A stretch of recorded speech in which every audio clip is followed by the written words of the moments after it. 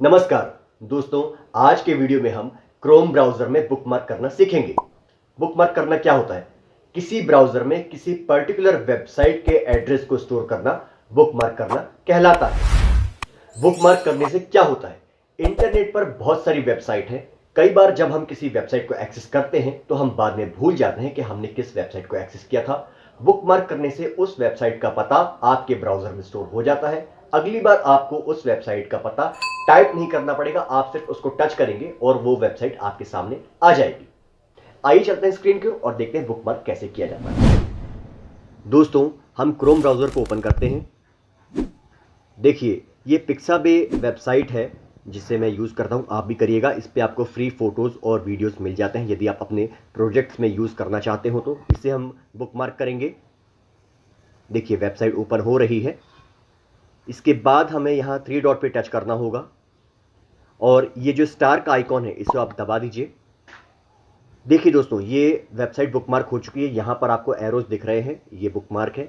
हमें अगली बार जब भी इसे ओपन करना होगा हम जाएंगे बुकमार्क में। ये देखिए, ये मेरे बहुत सारे बुकमार्क हैं और आप यहाँ पर जाके सीधे इसको दबाएंगे और वेबसाइट ओपन हो जाएगी। आपको कुछ भी लिखना नहीं पड़ेगा, डायरेक्ट वेबसाइट ओपन हो जाएगी। ये देखिए, यहाँ पर आप जो कुछ भी सर्च करना चाहें सर्च कर सकते हैं। अब दोस्तों, यदि आप जैसे कि अभी हमने देखा कि ये काफ़ी नीचे था, इसे ऊपर करना चाहते हो तो आप इसके लिए बुकमार्क पर आइए। देखिए, यहाँ पर हम इसे होल्ड करके रखेंगे।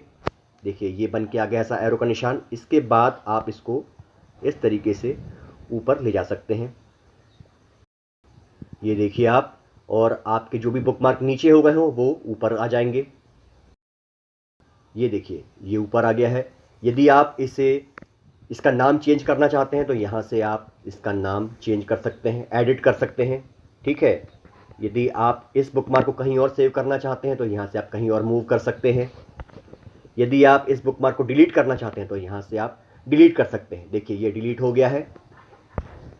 और जो भी आप करना चाहें आप देख लीजिएगा। देखिए, ये एक और वेबसाइट है रैपिड टेक्स्ट वाली, इसमें भी यही सब फंक्शन है। आप इसमें ये सब चीज़ें कर सकते हैं, सिलेक्ट कर सकते हैं, एडिट कर सकते हैं, मूव कर सकते हैं, डिलीट कर सकते हैं, मूव डाउन कर सकते हैं। ठीक है दोस्तों, उम्मीद करता हूँ वीडियो आपको ज़रूर पसंद आया हो। गूगल आईडी से कॉन्टैक्ट को डिलीट करने के लिए ये वाला वीडियो देखेगा, और गूगल ड्राइव से फोटो वीडियो का लिंक कैसे शेयर किया जाता है उसके लिए ये वाला वीडियो देखेगा। वीडियो अच्छा लगा हो तो लाइक शेयर सब्सक्राइब करें और बेल दबाना बिल्कुल ना भूलें। Thank you so much.